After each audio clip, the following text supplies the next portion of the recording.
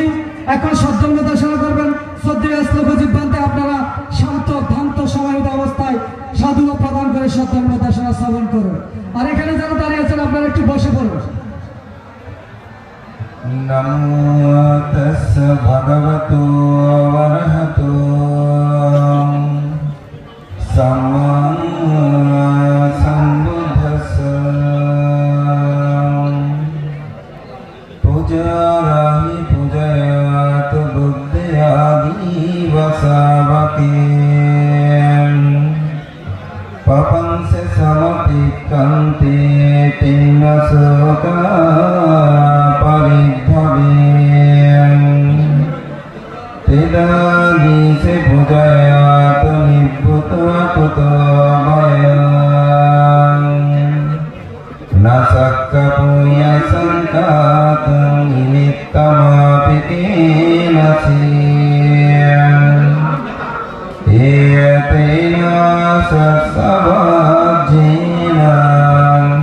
হোতু তে জয় মঙ্গলং তে।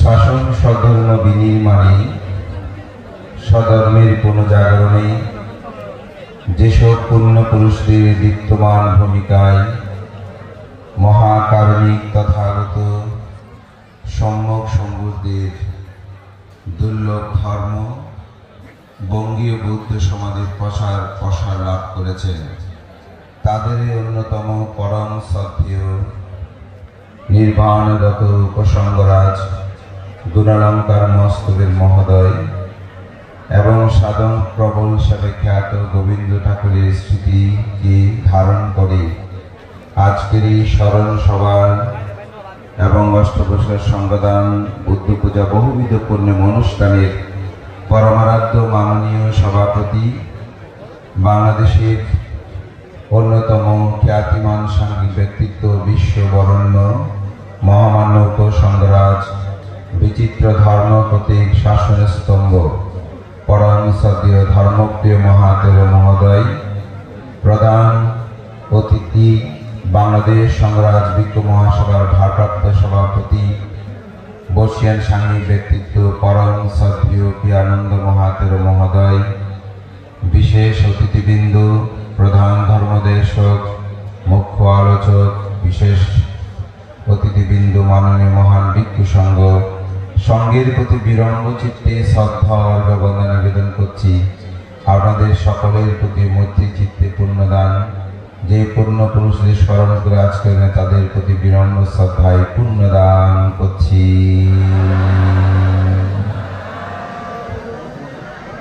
ধর্মপ্রাণ প্রিয় উপাসক উপাসিকা বৃন্দ, শাস্ত্রে দুই প্রকারের তীর্থের কথা বলা হয়েছে। একটি হচ্ছে স্থবর বা স্থির তীর্থ, আরেকটি হচ্ছে জঙ্গম তীর্থ বা চলমান তীর্থ। বৌদ্ধ ধর্মে এটাকে দুটি ভাগেই ভাগ করে ব্যাখ্যায় বলছেন।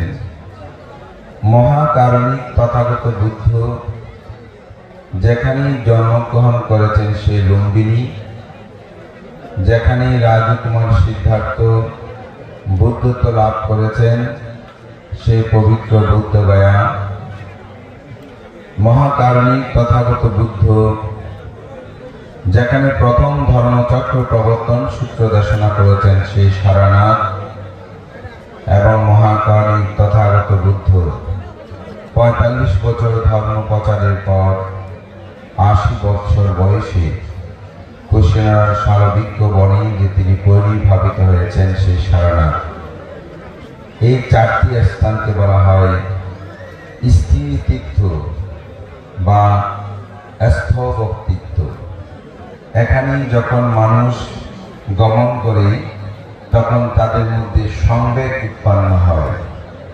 পরিনির্বাণ সূত্রের মধ্যে আমরা দেখতে পাই, যখন বুদ্ধ পরিনির্বাণ ঘোষণা করলেন, পরিনির্বাপিত হলেন, আয়ু সংস্কার করলেন, তখন আনন্দ স্ত্রী তথাগত বুদ্ধকে প্রশ্ন করেছিলেন, তথাগত বুদ্ধ মহান ভিক্ষু সঙ্গের মনে কোনরূপ ভাবে যদি সংসারের প্রতি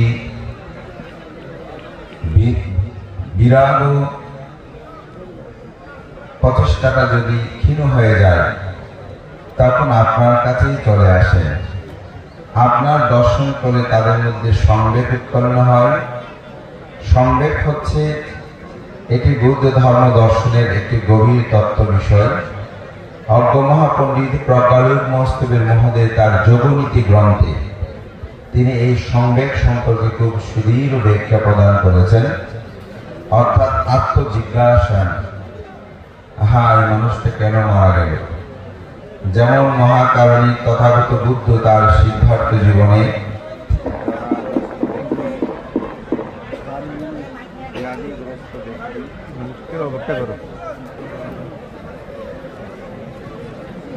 তিনি যে জরাগ্রস্ত ব্যক্তি, ব্যাধিগ্রস্ত ব্যক্তি থেকে তার অন্তর উৎপন্ন হয়েছিল, আমি এরকম হব, আমি যদি জরাগ্রস্ত হই তাহলে কি হবে, আমাকে এরূপ দুটি পতিত হতে হবে।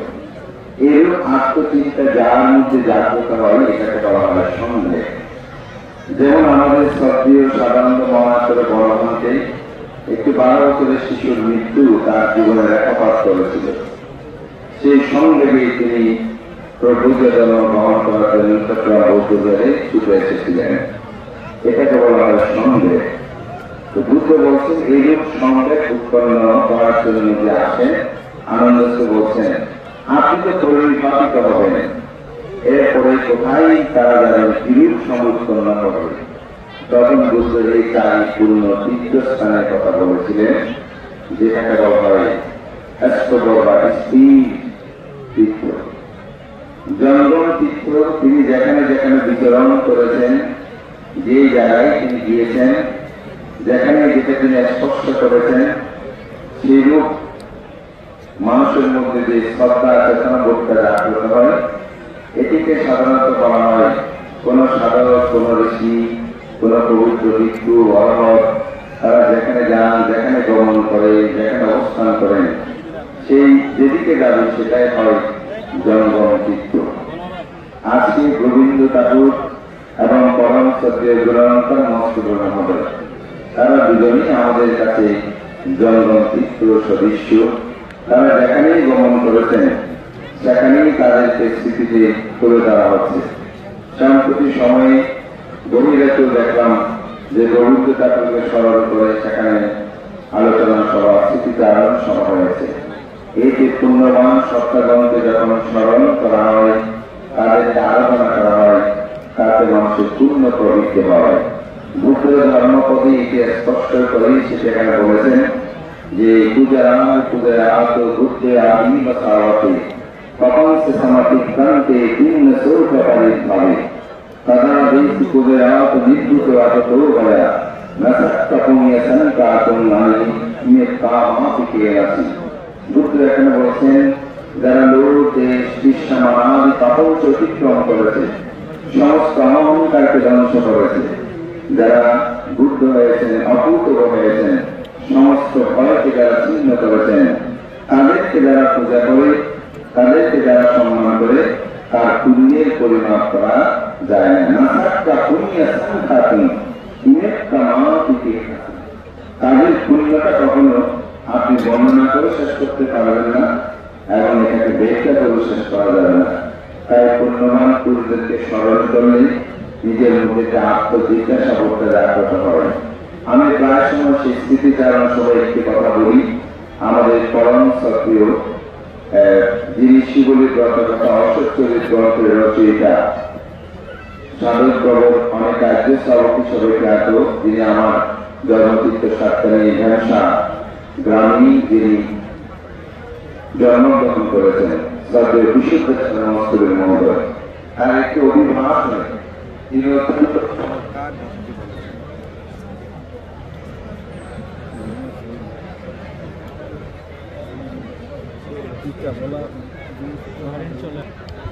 সক্রিয় বান্ধে এই কথাটি বলতেন, একজন মহাপুরুষকে পূজা করা মানে সে মহাপুরুষকে আয়নার সম্মুখে দাঁড় করার মতন।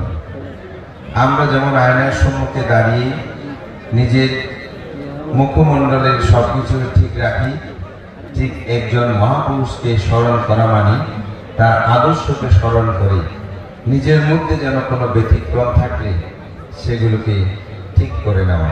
একটা ছোট্ট উদাহরণে যদি বলি, আমার চুল পড়ে যাচ্ছে, এটি দুঃখ। যদি আপনি চিন্তা করেন যে এখানে ভিক্ষুরা যারা বসে আছেন তাদের কারো মাথায় তো চুল নেই, সুতরাং এই চুল পড়াটাই এত দুঃখ করছি কেন, তখন এই প্রতিচ্ছবি থেকে আপনাকে শিক্ষা নেবেন, সাথে সাথে আপনার দুঃখটা চলে যাবে, মুছে যাবে। এটাই হচ্ছে একজন মহাপুরুষকে স্মরণ করে তার থেকে শিক্ষাটা গ্রহণ করা। গুণালঙ্কার মস্তবীর অত্যন্ত সুষম দেহের অধিকারী ছিলেন। তিনি এখান থেকে কুমিল্লা, লাকসাম, নিজামপুর, পরগনা বিভিন্ন জায়গায় তিনি ধর্ম প্রচার করেছেন। তার দীপ্ত পদচনা এখনো যে কোনো অনুষ্ঠানে তাকে স্মরণ করে।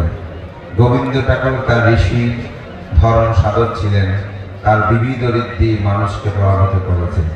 আমি মনে করি তাদেরকে স্মরণ করা অতীব গুরুত্ববহ। এটি যে যোগ্যবাসী এখনো ধরে রেখেছেন, এটাকে আমি সাধুবাদ জানাই।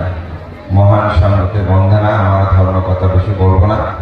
আমার বিহারের আজকে ৮ম দিন, পাঠ্যন পাঠ এখনো চলমান। শুধুমাত্র আমি মনে করি মহান সঙ্গীতের দর্শন, আপনাদের সহকারী পূর্ণদানে আমাদের আগমন। আমি অত্যন্ত আনন্দ বোধ করছি, বিশেষ করে যে নিবেদানন্দ বিপ্লব জরুরকে ধন্যবাদ জানাই। পরম শ্রদ্ধেয় উপসংগরাজ গুণালঙ্কার মস্তবীরের সাহিত্যকর্ম প্রথম খণ্ড প্রকাশনা করে সেই দুঃসময়ের বই প্রকাশনা যে ভ্রান্তের পাণ্ডিত্য অনেকটা লুপ্ত হয়েছিল, আমি মনে করি সেগুলো প্রকাশমান করাটা আমাদের দরকার। রবীন্দ্রনাথ ঠাকুরের কথায় যদি বলি, আপনারে তুমি সহজ ভুলিয়া থাকো, আমরা তোমার ভুলিতে পারি না তাই, আপনারে তুমি গোপন করিয়া রাখো, আমরা তোমার প্রকাশ করিতে চাই। আমাদের উচিত পুণ্যবান পুরুষদেরকে প্রকাশ করা, তাদেরকে তুলে ধরা। তাদের এই দুজন সম্ভাবনাময়ী ব্যক্তিদ্বয়কে আমি ধন্যবাদ জানাই। তারা যে আমাদের পূর্বপুরুষদের সেই কথাগুলো এখানে তুলে ধরছেন।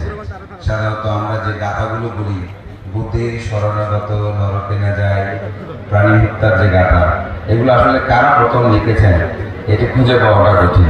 যখন এই পুরোনো বইগুলো পাওয়া যাবে, বুঝে যাবে যে তাদের পাণ্ডিত্যে সমাজ বিনির্মাণ প্রভূত কাজ করেছেন।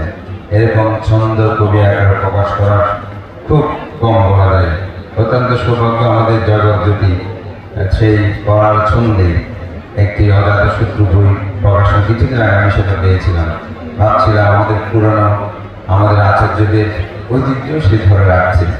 আমি মহান সভাকে বন্দনা জানি, আপনাদের সকলের পুত্র স্মৃতি কামনা করে পরম পূর্ণ পুরুষ উপসংরাজ গুণালঙ্কার মস্তবীর মহোদয় সহ গুণালঙ্কার ঠাকুরের প্রতিও আমার পুণ্যদান করে কথা এখানে শেষ করি। সকল প্রাণী সুখী হোক।